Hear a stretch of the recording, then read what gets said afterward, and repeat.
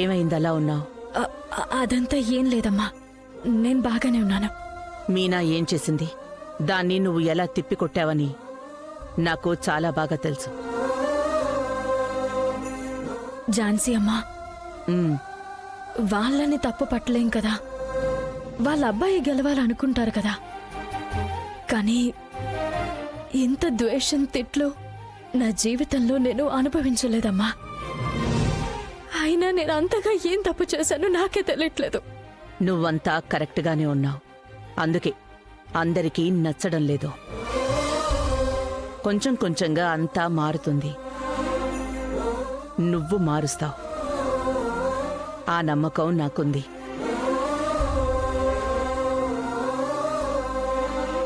ఏమైంది బంగారి? నా వల్ల కావడం లేదమ్మా, చాలా కష్టంగా ఉంది. ఈ రోజే డౌన్లోడ్ చేయండి, మీ ఫేవరెట్ షోస్ చూడండి.